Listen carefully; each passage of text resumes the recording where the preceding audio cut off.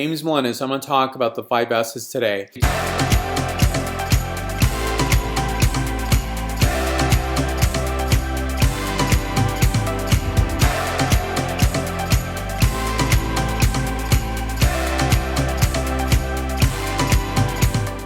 Tuned.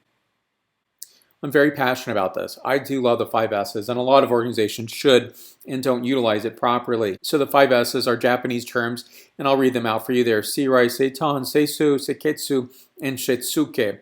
Now, they're very important in terms of, say, the operational excellence tools or methodologies. A lot of organizations use this term very loosely, that is operational excellence, OE. And they do so in terms of, say, I've worked in an organization that called everything an OE or operational excellence focus. What they really meant was it was really a committee or a task force versus OE. Operational excellence means methodologies. Now, these methodologies are ways of getting things done more efficiently.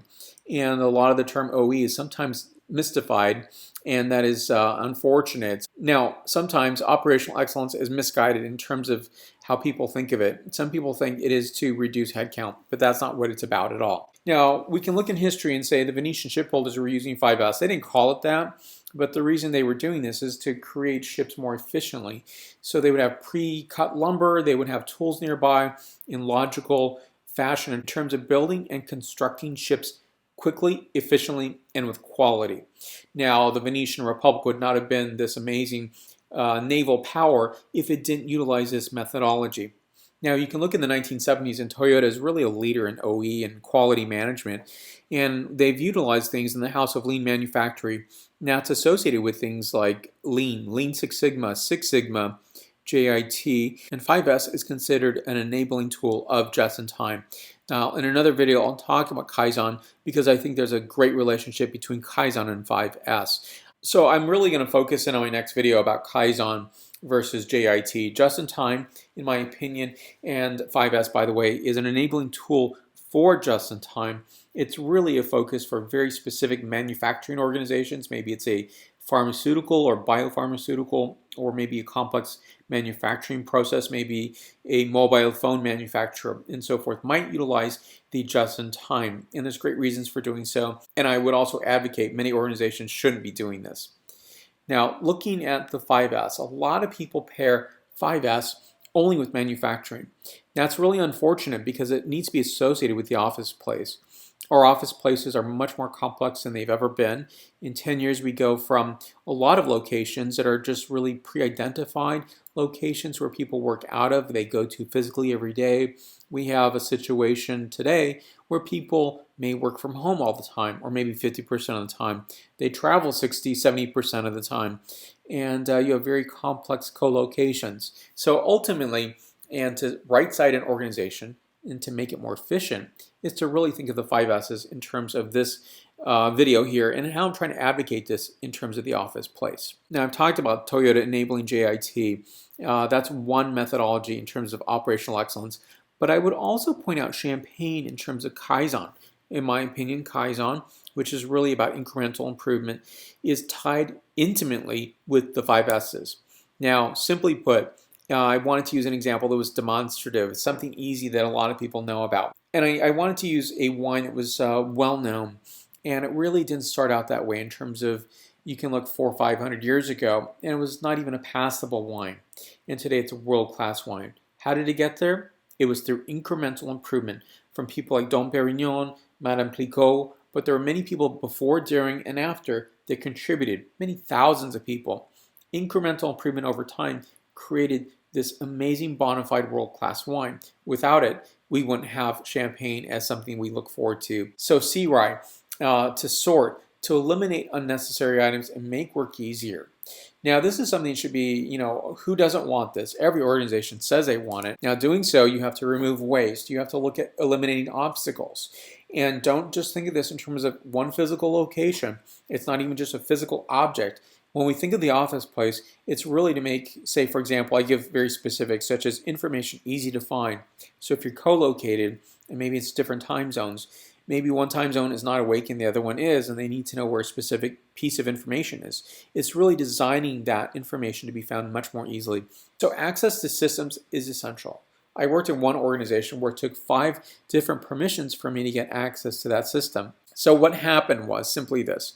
When I tried to use the system, I was turned down, and that was because there were 4 other levels of permission that were needed, or 4 different permission gates that I had to get access.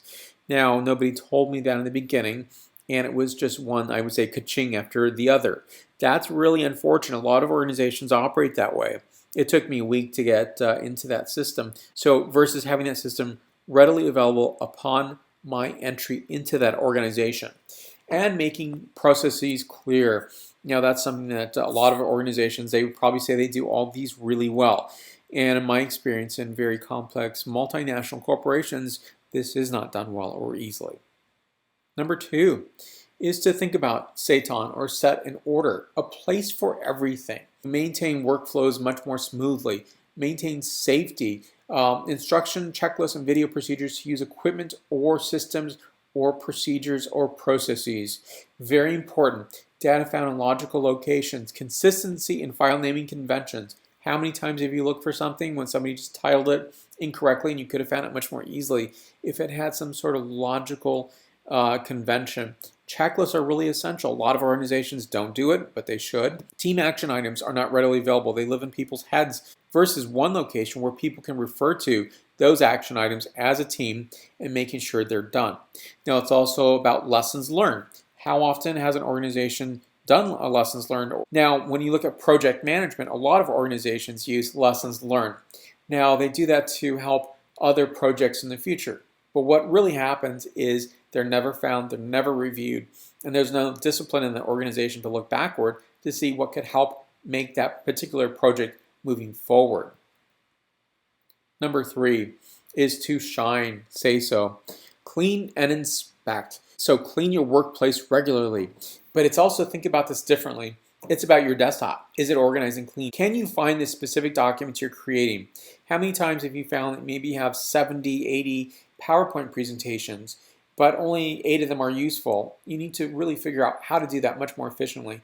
And it's not just a one-time act, but it's a continuous effort.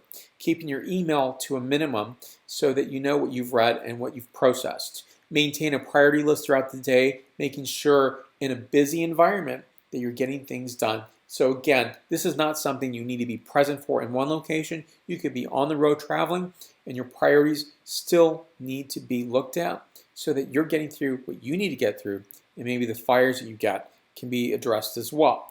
But it's also just to make sure everything is completed.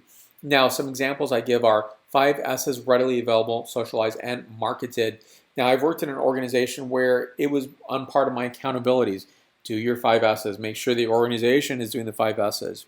And I asked my manager at that particular company, what were the 5 S's? And guess what the answer was? He didn't know. And I thought, well, I think it's an agreed upon group activity. I'm not sure everyone is going to fall in line with what those 5 S's are. It's a group and team effort. So in my opinion, when you do a 5S exercise, it is a team exercise. Maybe it's not every single team member, but I would really recommend a working group, a committee, or a specific team that is dedicated to work on the 5 S's. So, clean and inspect. I've mentioned checklists before, and checklists for processes are really important. And this is about continuity management. How does a business move forward when someone is out? Maybe they are out temporarily for maternity leave, or maybe someone is out on a vacation, a holiday. And there's one way of just keeping things going forward. This is important because think of this. How many times have you had to cover for someone where if you just knew what to do, you could do so more efficiently? Because often, and 99% of the time, your daytime work does not go away. It stays with you in addition to the work that you inherit. Now, it's also to audit Kaizen and 5S activities. Why Kaizens are part of 5S, in my opinion, is that they lean on each other. So in terms of, say, Kaizen, the 5S team can really say, are you auditing your Kaizen for maybe effectiveness? Are you auditing your Kaizen for any sort of materials that need to be developed from the Kaizen or the output that comes from that? And it's also that, you can look at 5S's to audit 5S activities. So the team needs to audit itself as well. In terms of How is the 5S activities going? It's not just a one-time effort. It is a continuous effort. And that's where organizations go wrong. You don't have to spend a lot of time on this, but you do need to spend some time if you want to practice the 5S's. So number 4 is to standardize or seketsu. So it's to create a standard approach and process, maintain high standards in the workplace, standardize best practices, maintain orderliness, everything in its right place. Every process has a standard, adding incremental improvement to all work. So all of this that I'm talking about is not just a physical thing. It's not just a manufacturing floor. And I really emphasize that because I want you to think differently. There's probably examples on it. These are just examples you can utilize. It's maybe creating a process for a complex task, but it's actually for somebody who's doing the task. And you do this because maybe there's a way to complete that task that maybe something's always forgotten, or maybe there's a quality reason to look at this. So I think that's a really important feature. To decomplexify is really, really important. Now, I consider this a Kaizen activity, but also the standardize and the Seiketsu portion really play into this, lean into this. That's important because to decomplexify is to make things less complex. It's not to simplify. I've been part of many organizations who have a simplification summit. There's a way to bring simplification to a process, a complex one, but ultimately it's really hard to get there because there are reasons it's complex. And I think there's a way to decomplexify because over time we really dread a bureaucratic answer. We dread a bureaucratic, long drawn out process or over complexification versus something that's less complex or decomplexified. Now, I know this is something that probably every organization really, strives to do, think they do this well, but they don't do it well. It's also to create communities of practice to share knowledge and practices. Now, this is a mindset of how you do your work. It's a way to look at things differently. It's a way to really maybe build in the quality mindset. It's really to build in the change or positive mindset of how you approach your work differently. And I think when you do this, your employees are empowered to do things. And I think as a team member, you're really empowered to think of how you do your work differently. And it really depends and leans on management for that approval to do a 5S methodology. And lastly, number 5 is to sustain or shitsuke. Now it's maintain habit for correct procedure. I'll just jump down. Managing Kaizens. Kaizens, in my opinion, are successful insofar as that they are actually a end-to-end product. So Kaizen is to do an incremental improvement over time. But to doing so, I think I've seen so many people make a really complex Kaizen when it could be much more simplified. Or do maybe a value stream mapping when it's not needed. Or maybe to do a value stream mapping when it is needed. It's really to manage a Kaizen really well. I've been part of one Kaizen where the lead didn't document what really the summary was. This person went away and ultimately the team was left scratching their head. They're like, well, what did it really mean? When do timelines start and how does the next process begin? And that's a really bad thing to do. So I think it's to manage the Kaizen end to end, making sure it makes sense, leaving summary notes, making sure that every single team member can pick up the pieces when maybe 1 or 2 or 3 members of that team are gone. It's to remind your manager or maybe the leadership team of what needs to be done, or maybe to remind them of correct procedure because they do forget. Even if they document, they still forget those things along the way. It's a nice nudge, and I think it's really appreciated by leadership teams when you do this.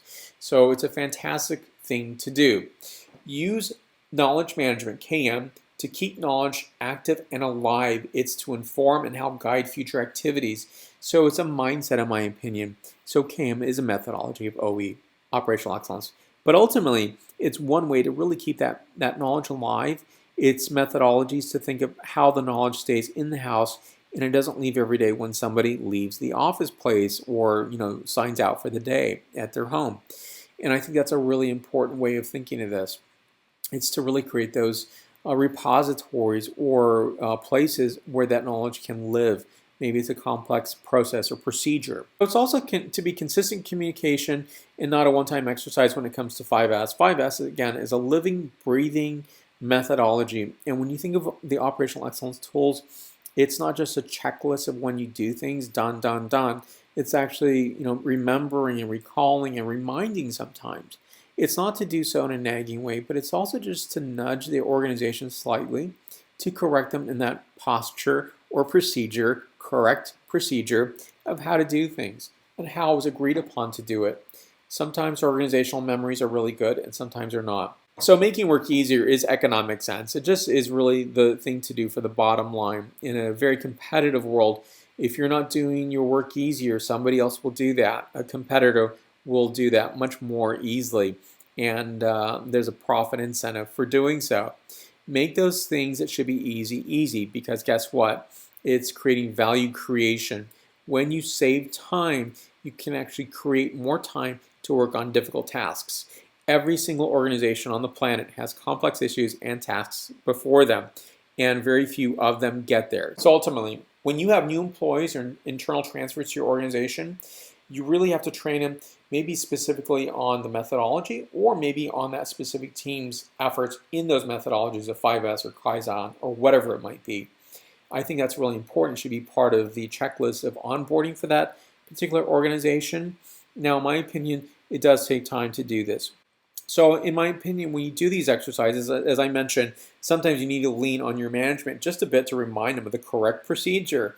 But that's really essential. It really builds that tie. And I think that's a fantastic thing. When the management team is approving of operational excellence tools and methodologies, this is one way that builds that alignment together and really is a positive mindset that's being built between the frontline and the management team. Each 5S exercise is different for every company and each group within that organization. So if that company has 5S throughout the company, it's actually going to be different for every single group. And I say this to you right here now. 5S is a great operational excellence tool, but you need to fine-tune this in the way that's going to be successful for your organization. You're going to need to customize this to make your team work more efficiently, but also identify those things that are important here. So what I brought out here may not be important to your team, or maybe you need to build upon some of those things that I did suggest here. Maybe you have many more specifics that you need to bring out and put into your 5S program. So I hope you get started. I hope you think of this. I'm also going to follow up and do a Kaizen video because in my opinion, if you do a 5S program, and a lot of people don't do this very well. A lot of organizations say they do it, but they don't do it, in my opinion, very well. When it's done well, and you don't need to spend a lot of time on this, by the way, you can have a committee of, representative committee that can be very small, that can operate to this level of creating the 5S. And that can also help in terms of saying the organization to make it an easier place to work. When you have an easier place to work, guess what? Those employees are going to be evangelists, and they tell other people, hey, my company does this, or I know I've been in other companies, but we do this really well. And guess what? That really increases that desire to work there. It really becomes something that's a word of mouth that really goes beyond the organization, and it really promotes that organization. So when you're doing 5S or you're doing Kaizen, you're doing so for not just OE reasons. You're doing so for really pragmatic reasons that have some great dividends to pay. So thank you for watching. I love your comments down below, so please list them. Questions and comments. So share this video on your favorite social media such as Facebook, Twitter, Google+, Pinterest, LinkedIn, as well as Instagram and WordPress. Thank you for watching today again. Stay tuned for more.